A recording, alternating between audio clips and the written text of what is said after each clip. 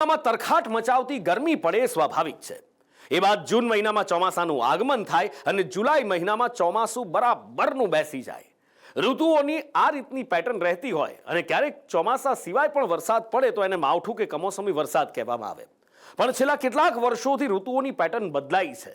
ભર ઉનાળે વરસાદ પડે છે, ચોમાસામાં પડે એવો ઉનાળામાં વરસાદ પડે, શિયાળામાં પણ પડે અને ઘણીવાર ચોમાસામાં વરસાદ રીસામણા લઈ લે। છેલ્લા કેટલાય વર્ષોથી કાયમી માવઠાની પરિસ્થિતિ ન માત્ર ગુજરાતમાં પણ દરેક જગ્યાએ જગતના તાત સરકારો માટે ચિંતાનો વિષય બની છે। કારણ કે માવઠાની અસરના કારણે ખેતી પ્રભાવિત થતી હોય છે અને એના કારણે સીધી અસર જનજીવન પર પડે છે।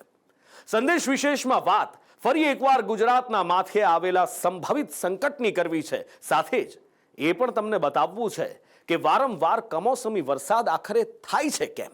હજી તો કેરી પેટ ભરીને ખાધી તો શું, માંડ સૂંઘી છે, હજી તો આઈસ્ક્રીમ ભરપૂર માણ્યો નથી।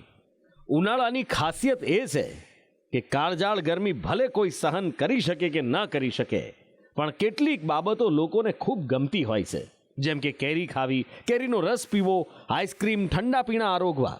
પણ વરસાદની સિઝન આવી જાય એટલે સૌથી પહેલા કેરીના પાકને અસર થાય, જેના કારણે કેરી રસિકોની કેરી ખાવાની બંધ થઈ જાય।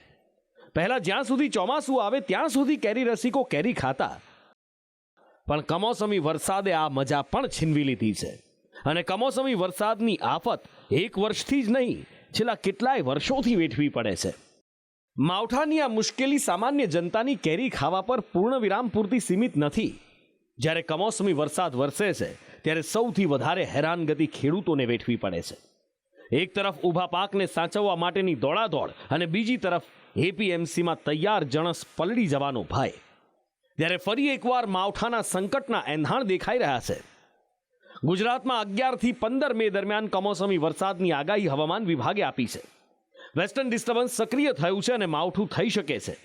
ઉત્તર, મધ્ય અને દક્ષિણ ગુજરાતમાં વરસાદ વરસી શકે છે। સૌરાષ્ટ્રના કેટલાક વિસ્તારોમાં પણ વરસાદ થઈ શકે છે।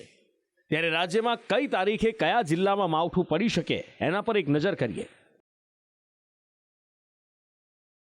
11મી મે તાપી, ડાંગ, વલસાડ, નર્મદા, નવસારી। 12 મે અરવલ્લી, સાબરકાંઠા, છોટાઉદેપુર, દાહોદ, તાપી, ડાંગ, વલસાડ, નર્મદા। 13મી મે અરવલ્લી, સાબરકાંઠા, છોટાઉદેપુર, દાહોદ, તાપી, ડાંગ, વલસાડ, નર્મદા। 14મી મે તાપી, ડાંગ, વલસાડ, નર્મદા, જામનગર, ભાવનગર, બોટાદ, અમરેલી।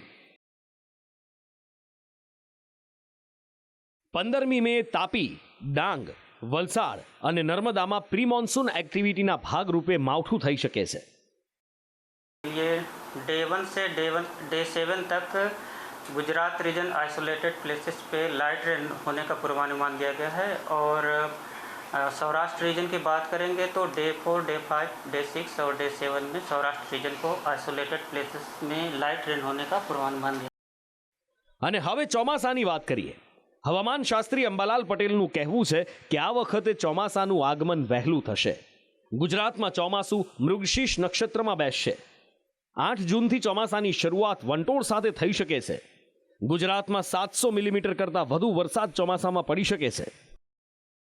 રાજ્યના ઘણા ભાગોમાં નૈઋત્યનો જોવા મળે છે, કોઈના ભાગમાંથી પશ્ચિમ નૈઋત્યનો જોવા મળે છે, અખાત્રીનો પવન, અને આ પવન લગભગ રાજ્યના જુદા જુદા ભાગમાં નૈઋત્ય અને કોઈ ભાગમાં પશ્ચિમ અને ક્વચિત કોઈ ભાગમાં ઉત્તરના વાવર મળેલા છે અને ગુજરાત સિવાય કોઈ ભાગમાં દક્ષિણના પવનના પણ વાવર મળેલા છે। એટલે આ અખાત્રીના પવનના લીધે જોઈએ તો આ વખતે ચોમાસું વહેલું આવવાની શક્યતા રહે છે। નૈઋત્યના પવનથી ચોમાસું વહેલું આવે છે અને લગભગ ચોમાસાની ગતિવિધિ જે છે એ જે ચક્રવાતનું પ્રમાણ તો મેના અંતમાં અને 4 થી 8 જૂનમાં થઈ જવાની શક્યતા રહે છે। દક્ષિણ ગુજરાતમાં અત્યારે ડાંગરના ઊભા પાકને નુકસાન થવાની ભીતિ છે। જો વરસાદ પડે તો કઠોળના પાક અને ઘાસચારાને નુકસાન થઈ શકે છે। સૌરાષ્ટ્ર, દક્ષિણ ગુજરાતમાં વરસાદના કારણે કેરીના પાકને ભારે નુકસાનની ભીતિ છે। ભારે પવન સાથે વરસાદ વરસે તો કેરીના પાકને વ્યાપક નુકસાન થઈ શકે છે. ઉનાળુ તલના પાકને પણ નુકસાન થવાની સંભાવના રહે છે. ખુલ્લામાં જે માલ સચવાયેલો છે એનો સંગ્રહ નહીં કરાય તો વરસાદ પડવાથી નુકસાની થઈ શકે છે. કંઈક કોઈ જગ્યાએ એ વરસાદ પણ પડે તો આવી પરિસ્થિતિ વિષમ પરિસ્થિતિ અંદર ખેતી પાકોને ખાસ કરીને આપણે જોઈએ તો દક્ષિણ ગુજરાતની અંદર અત્યારે ડાંગરનો પાક અત્યારે ઊભો છે. ઉનાળુ ડાંગરનો પાક અત્યારે ઊભો હોય છે એટલે ડાંગરના પાકને પણ નુકસાન થવાની શક્યતા છે. ઉપરાંત દક્ષિણ ગુજરાતની અંદર કઠોળ પાકનું પણ સારું એવું વાવેતર થાય છે અને ઘાસચારાનો ઘાસ જે સૂકો ઘાસચારો છે એ પણ ખેડૂતોનો બહાર પીડ્યો છે. એટલે આવી જે કઠોળ પાકને છે એ પણ નુકસાન થશે અને બહાર જે ઘાસચારો પીડ્યો છે એ પણ નુકસાન થશે. આ ઉપરાંત ખાસ કરીને આપણે દરિયાકાંઠાના વિસ્તાર જોઈએ તો દરિયાકાંઠાના વિસ્તારની અંદર ખાસ કરીને અત્યારે સૌરાષ્ટ્રની અંદર કેરીનો પાક છે અને દક્ષિણ ગુજરાતની અંદર પણ કેરીનો પાક અત્યારે છે. તો આવા કેરીના પાકને પણ જો પવન ફૂંકાશે તો પણ એને નુકસાન એ થવાની પૂરેપૂરી શક્યતા રહેલી છે. અને ખાસ કરીને જે પવનની ગતિ કેટલી છે એના પર ડિપેન્ડ હોય છે. જો સામાન્ય પવન હશે તો વાંધો નહીં, પણ ભારે પવન હશે તો જે કેરીઓ છે એ ખરી પડશે અને નુકસાન થશે અને એક સાથે બધું માર્કેટમાં આવશે ને માર્કેટના ભાવ પણ એ ગગડી જશે એટલે ઘણું નુકસાન થવાની શક્યતા છે. ગુજરાતીમાં કહેવત છે, ચેતતા નર સદા સુખી. બસ આ કહેવતને અનુસરીને ખેડૂતો, એપીએમસી અને વેપારીઓએ આગાહીને ગંભીરતાથી લેવી જોઈએ, જેનાથી સંભવિત નુકસાનને ઓછું કરી શકાય.